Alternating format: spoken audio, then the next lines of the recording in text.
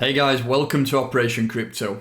Video today on FRM network. They have a new vision, they call it FRM 2.0, and it's something that I really want to talk about. We have some new articles which I'm going to cover, which will talk about the new things they are bringing on board. We obviously now have the big buzzword of Web3 and that's what FRM is trying to bring to the table. Along with that, we also have interoperability, cross-chain compatibility, new architecture. There's a lot of things going on at FRM, so within this video, like I say, I want to talk about the basics, what they're changing, their new vision, and how they're going to push forward with this mentality. So we'll take a look at a few things today. We'll take a look at this. This is their document which was produced last month by Nick, and it just pretty much gives a full fundamental overview of what their vision is. Just a brief history into FRM. They have come a long way. 2019 their inception was. I remember when I was working with Adam at the Gem Hunters back in 2019, even before that 2018 and 2017. We were talking about FRM as they were launching, and ever since then, it's been a solid asset. It is one of those which continues to forge forward no matter what the market conditions like, and if you've seen some of their recent tweets, they've been completing buybacks on their own assets, so that's something which is great to see. From creating this suite of white label staking as a service solutions, they've deployed for over 200 projects with a lifetime TVL of $500 million. That is insane, and it just pretty much runs into this point here.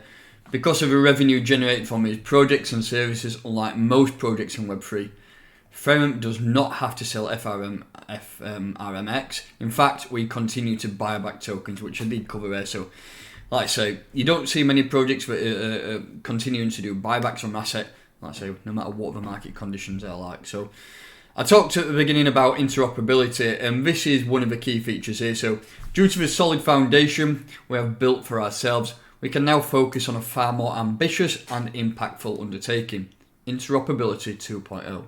At FRM, they believe that the future is multi-chain. There's not many assets that try to expand cross-chain. There's not many who do it. You either get your BSC contracts, you get your ETH contracts, and they just focus on one narrative. FRM at heart is DeFi, and for DeFi, in my opinion, you need that interoperability and that cross-chain functionality. True interoperability is not simply the ability to bridge assets across networks. It is the ability to move arbitrary information, data, and messaging across networks. Interoperability 2.0 means the advent of multi-chain smart contracts and multi-chain dApps. So it's not just being able to bridge. There's so many more aspects behind it which this 2.0 does bring on board. So we have Interoperability 2.0, but what needs to be the instigator and the foundations to this phase 1?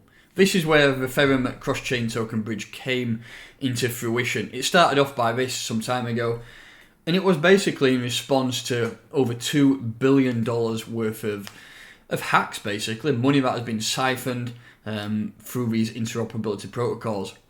What FRM have done is reimagine how assets are moved across networks by eliminating the lock and mint mechanism, which is inherent in most bridges. This commonly used approach is responsible for two things: the massive honeypots that are created by locking funds on a bridge, and two, the dangerous abilities bestowed upon bridging protocols to have operational control of a token contract and mint-wrapped versions of assets. What FRM does is it uses an entirely different approach. Over time, they have bridged over $200 million worth of assets, but actually only ever had a few $100,000 USD locked on the bridge at any given time. Hardly enough to incentive to warrant any exploit at all. You can read more than that in this document, and what I will do is I'll drop a link to this because it's a very in-depth article, and we are skimming the tops of it, but you can get a great narrative from this if you read it yourself too. So phase 2 is the Multiswap. So FRM is now in the process of upgrading the FRM cross-chain token bridge to a truly revolutionary project called Multiswap. Multiswap is a smart routing multi-chain aggregator that enables cross-chain swaps. Users can swap any asset for any asset on any network to any wallet. That's pretty much unheard of. in less than 2 minutes as well, so it's very, very quick. Multiswap taps into existing DEX liquidity support to support volume being transacted via an aggregator. This feature makes the product even more decentralized than already secure FERRUM cross-chain token bridges.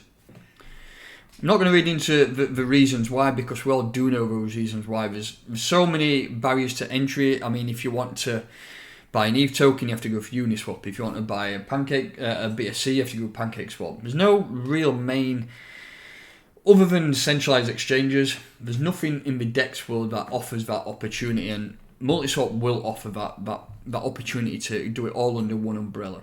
So there we have had phase 1, which is the token bridge. Phase 2, the Multiswap. And then going into the biggest part of this, it is the mainnet deployment, which then includes multi-chain dApps. And this is phase 3, the third and final phase of FERRUM's push forward towards interoperability. FERRUM plans to launch 2 networks using the substrate framework, which is Polkadot, both on Polkadot and Kusama.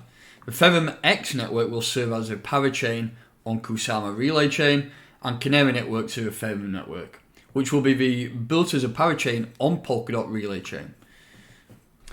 Why are they doing that? It is a good question. In my opinion, I fundamentally believe that Polkadot ecosystem, substrate framework, pretty much Gavin Wood invented all these buzzwords, including Web3. I think it's just the right thing to do. It is one of the best chains out there in terms of what's the word?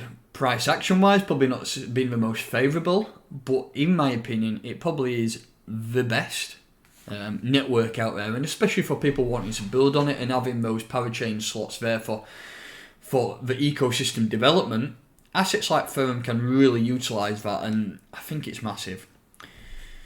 So they are building mainnet, and there's many reasons why, but the problem, Interoperability 1.0 is not meeting the needs of the blockchain industry, as we have covered above. That's why we're bringing 2.0 on board. We have a solution. The future of interoperability is bridges, so using bridges, but like I say, not using the entire amount on there, just using a smaller amount to be locked and minted.